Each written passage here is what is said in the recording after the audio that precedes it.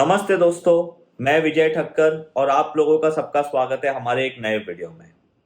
अभी आज हम लोग ने देखा कि स्टील स्टॉक में बहुत ही अच्छा खासा करेक्शन हो गया। स्टील सेक्टर से जुड़ी खबरें क्या आती हुई दिख रही है बस रहेगा क्योंकि सरकार ने सभी बड़े स्टील प्रोडक्ट्स पर 15% एक्सपोर्ट ड्यूटी लगाई। ड्यूटी में बदलाव क्यों किए गए हैं? Good morning. So yes, so the government has actually imposed excise duty on all major steel products. It stood at 0% earlier, and now it has been imposed at the rate of 15%. This includes stainless steel as well as pig iron. For iron ore products, it has been increased from 30% to 15%, and from pellets, it has been imposed at the rate of 45%.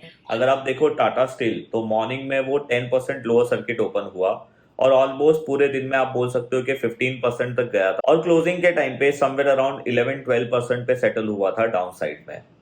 अब जिस दिन मैं ये video record कर रहा हूँ 23 मई 2022 को, ये दिन सारे स्टील स्टॉक्स में अच्छे खासे करेक्शन आ गए।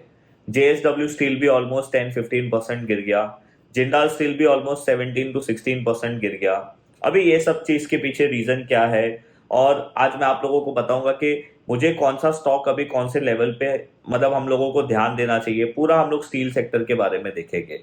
गवर्नमेंट के पास से एक न्यूज आया था जिसमें गवर्नमेंट ने एक्सपोर्ट ड्यूटी जो है स्टील प्रोडक्ट को लेके वो पहले 0% थी, अभी उसको 15% चार्ज कर दिया। उसके बाद जो आयरन और प्रोडक्ट्स के ऊपर जो ड्यूटी थी एक्सपोर्ट ड्यूटी वो ऑलमोस्ट 50% कर दी, 30% पहले होती थी। और भी बहुत सारे ऐसे प्रोडक्ट्स है जिसके ऊपर गवर्नमेंट ने एक्सपोर्ट ड्यूटी को बढ़ा दिया। अब इससे क्या हुआ, जो कंपनीज मतलब एक्सपोर्ट करती थी, और जनरली देखो हमारा जो स्टील इंडस्ट्री है ना, अगर आप वर्ल्ड वाइड देखोगे तो ऑलमोस्ट 5% एक्सपोर्ट जो है वो हमारे इंडिया की तरफ से आता है। तो जो कंपनी एक्सपोर्ट करती थी वो कंपनी को अभी बहुत बड़ा प्रॉब्लम हो सकता है because of the export duty इतनी सारी बढ़ गई है। और उसी के कारण जो जो भी कंपनी है जो बहुत सारा बिजनेस अपना एक्सपोर्ट करती थी वो कंपनीज के ऊपर इफेक्ट होगा। और उसमें से सबसे ज्यादा प्रॉब्लम कौन सी कंपनीज को हो गई, जैसे टाटा स्टील है, जिंदाल स्टील है, जेएसडब्ल्यू स्टील है, और भी बहुत सारी कंपनीज है स्टील कंपनीज में, मेटल्स में। बट उनका जो एक्सपोर्ट लेवल है वो इतना कम मतलब ज्यादा नहीं है compare to this three companies. तो अभी इससे क्या हुआ कि टाटा स्टील, जिंदाल स्टील और जेएसडब्ल्यू स्टील में बहुत ही अच्छा खासा हम लोगों को आज करेक्शन देखने मिल गया। और अभी देखो ये प्रॉब्लम तो सिर्फ स्टील सेक्टर को हुआ है। अभी जो कंपनी एक्सपोर्ट करती थी वो कंपनीज क्या करेगी, अभी जो हमारा डोमेस्टिक मार्केट है, जो इंडिया का मार्केट है, उसके अंदर अपना प्रोडक्ट सेल करेगी। अब इससे क्या होगा कि मार्केट में जो कंपटीशन है वो बढ़ जाएगा और मार्केट में अचानक से हमारे डोमेस्टिक मार्केट में सप्लाई बढ़ जाएगी स्टील प्रोडक्ट्स के, आयरन और प्रोडक्ट्स के और बहुत सारे प्रोडक्ट्स के। तो अभी ये प्रॉब्लम है। दूसरा क्या होगा कि जितने भी कंपनीज है अभी डिमांड से ज्यादा सप्लाई हो जाएगा तो क्या हो जाएगा, हमारे प्राइस में प्रॉब्लम हो जाएगी। फॉर एग्जाम्पल जो चीज हमें 100 रुपए में पहले मिल रही थी, अभी बिकॉज ऑफ द कॉम्पिटिशन शायद वो चीज का प्राइस 80 रुपया 70 रुपया भी हो सकता है। इससे क्या होगा, प्राइस नीचे करने पड़ेंगे बहुत सारी कंपनीज को। और सबसे मेजर इम्पैक्ट क्या हो जाएगा कि कंपनी के प्रॉफिट मार्जिन कम हो जाएंगे। तो ये सारी जो आप बोल सकते हो कि फंडामेंटल प्रॉब्लम हो सकती है ये एक्सपोर्ट ड्यूटी के वजह से। अभी देखो ये तो मैंने आप लोगों को बता दिया स्टील सेक्टर में क्या हुआ उसके बारे में। हम लोग स्टॉक्स के चार्ट्स भी देखेंगे, मतलब मुझे एक स्टॉक का चार्ट आप लोगों को दिखाना है वो भी हम लोग देखेंगे। बट क्या ये एक्सपोर्ट ड्यूटी बढ़ाने से सिर्फ स्टील सेक्टर को प्रॉब्लम हुआ है, तो कौन सा ऐसा सेक्टर है जिसको फायदा भी हो सकता है? तो देखो एक सीधा सीधा फायदा किसको हो जाएगा, ऑटो सेक्टर को फायदा हो जाएगा।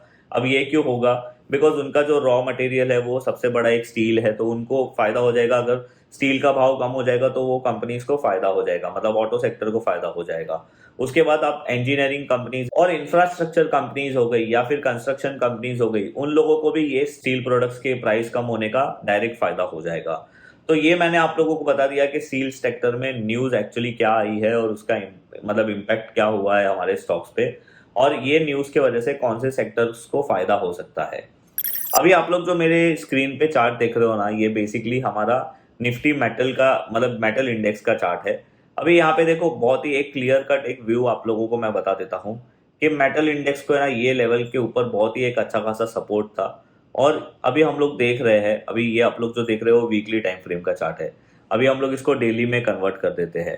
अभी आप देखो कि मेटल इंडेक्स को ये जो दो इंपॉर्टेंट मैंने अभी यहाँ पे सपोर्ट लाइन बनाई है, अभी मेटल इंडेक्स का आज क्लोज आया है समवेयर अराउंड 5241 के आसपास। और इसका जो इम्पोर्टेंट सपोर्ट जोन है वो 5268 से लेके 5148 का है। अब अगर ये प्राइस के नीचे मेटल इंडेक्स क्लोज होता है तो जो अगला सपोर्ट है वो बहुत ही मतलब नीचे है, आप बोल सकते हो कि 4600 और 4600 के बाद ऑलमोस्ट 4080 का सपोर्ट है। और ये देखो यहाँ पे मैंने आप लोगों को एक 200 डे मूविंग एवरेज वाला वीडियो मैंने आप लोगों के साथ लास्ट वीक में शेयर किया था। उसमें भी आप लोगों को मैंने बताया था कि अगर कोई स्टॉक या इंडेक्स 200 डे मूविंग एवरेज के नीचे आता है और उसके बाद अगर कोई मेजर सपोर्ट या मेजर रेजिस्टेंस ब्रेक करता है तो उसमें एक अच्छा ट्रेड बन सकता है, मतलब वो ट्रेड राइट जाने की प्रोबेबिलिटी बहुत हाई हो जाएगी। एग्जैक्टली सेम यहाँ पे भी वही हो रहा है। 200 डे मूविंग एवरेज के नीचे एक बहुत ही बड़ा सपोर्ट टूट सकता है हमारा मेटल इंडेक्स में। तो ये मैंने आप लोगों को मेटल इंडेक्स के बारे में बता दिया। अब एक स्टॉक जो मैंने आप लोगों के साथ मॉर्निंग में, मतलब जब मैं ये वीडियो रिकॉर्ड कर रहा हूँ 23 मई को, उसके मॉर्निंग में मैंने आप लोगों के साथ ट्विटर पे शेयर किया था, दैट इज टाटा स्टील। तो अभी देखो टाटा स्टील में क्या है ना, अभी ये टाटा स्टील का डेली चार्ट है। अभी टाटा स्टील में भी वही हुआ, अगर आप डेली टाइम फ्रेम देखोगे तो टाटा स्टील को भी एक मेजर सपोर्ट यहाँ पे था और 200 डे मूविंग एवरेज के नीचे भी आ गया और वहां पे उसने ब्रेक कर दिया है। अभी मैं ये वाली लाइन को एक बार हटा देता हूँ। अभी मैं क्या करता हूँ, आप लोगों को टाटा स्टील का डायरेक्ट मंथली चार्ट बताता हूँ। अभी टाटा स्टील का आप ये मंथली चार्ट देख रहे हो ना, अभी इसमें देखने वाली चीज क्या है कि टाटा स्टील को एक बहुत ही बड़ा रेजिस्टेंस था 2017 में ये वाले लेवल पे, और ये लेवल क्या था, समवेयर अराउंड 902 से लेके 860 का। उसके बाद वो टाटा स्टील ने इतने साल तक कंसोलिडेट किया। आप अगर यहाँ पे देखोगे तो ऑलमोस्ट 2021 में इसने ब्रेकआउट दिया। अगर आप यहाँ पे ध्यान से देखो तो 2007 से लेके 2021 ऑलमोस्ट 14 इयर्स का जो कंसोलिडेशन था वो टाटा स्टील ने ब्रेक किया, और उसके बाद हमने देखा कि बहुत ही एक अच्छा हाई मारा विच वॉज समवेयर अराउंड 1530 का। अभी देखो, अभी यहाँ पे देखने वाली चीज ये है ना कि ये जो लेवल है टाटा स्टील के लिए पहले रेजिस्टेंस के हिसाब से काम कर रहा था, अभी वो सपोर्ट की तरीके से काम करेगा। अब वो लेवल कौन सा है, 906 से लेके 860 का। तो अभी मेरा बोलने का आप लोगों को मतलब क्या है कि अभी जो टाटा स्टील का प्राइस है वो समवेयर अराउंड 1022 चल रहा है। जब भी टाटा स्टील 900 लेवल के आसपास आता है तो वो एक बहुत ही अच्छा बाय बनता है। बट यहाँ पे आप लोगों को ब्लाइंडली बाय नहीं करना है। 900 लेवल पे आने के बाद आप लोगों को टाटा स्टील में डेली टाइम फ्रेम में एक आप बोल सकते हो कि रिवर्सल का वेट करना है, या फिर समझो कि अगर Tata steel daily time frame में अगर एक डाउन ट्रेंड बना रहा है और वो डाउन ट्रेंड का अगर ट्रेंड लाइन ब्रेक करता है तो आप लोगों को वो एक बाइंग सिग्नल मिलेगा।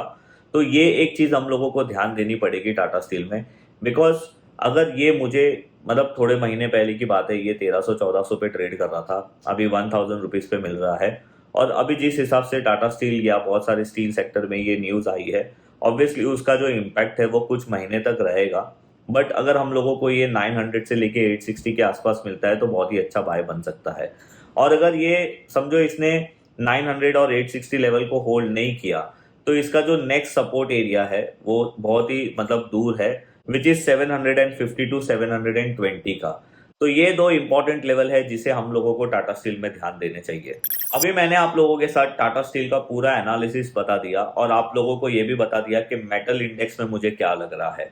देखो, जिस तरीके से अभी स्टील सेक्टर में न्यूज आई है ना, ये न्यूज बहुत जल्दी ऑब्जर्व नहीं होने वाली है मार्केट में, इसको बहुत ही टाइम लगेगा। तो शायद ऐसा हो सकता है कि टाटा स्टील हमारे वाले लेवल के पास आने के बाद बहुत दिन कंसोलिडेट करे और एक कंसोलिडेशन का ब्रेकआउट करने के बाद हम लोगों को टाटा स्टील में कुछ कंफर्मेशन मिले। तो मैंने सिर्फ आप लोगों को मेरा एक जस्ट व्यू शेयर किया है कि मुझे टाटा स्टील जैसे स्टॉक में क्या लगता है। बिकॉज अगर आप ये देखोगे ना कि टाटा स्टील ने अभी रिसेंटली अपने हाई से आप बोल सकते हो कि ऑलमोस्ट 35% का करेक्शन दे दिया है। अभी मेरा बोलने का मतलब ये नहीं है कि 35% करेक्ट हो गया है तो अच्छा हो गया है, बट मुझे सिर्फ आप लोगों को ये बताना था कि टाटा स्टील ने रिसेंटली 14 साल के लेवल को ब्रेक किया था और वापस से वो लेवल रीटेस्ट करने आ रहा है। तो बस आप लोगों को ये स्टॉक को अपने वॉच लिस्ट में रखना है और हम लोगों को देखना है कि 900 के लेवल पे टाटा स्टील अपना क्या रिएक्शन देता है। तो बस ये था मेरा आज का ये video related to metal sector, और मैंने आप लोगों को मेरा टाटा स्टील का व्यू भी बता दिया। बस यही चीज आप लोगों के साथ शेयर करनी थी। Thanks for watching. मैं आप लोगों से मिलूंगा कोई ऐसे ही नेक्स्ट वीडियो में, तब तक के लिए बाय बाय।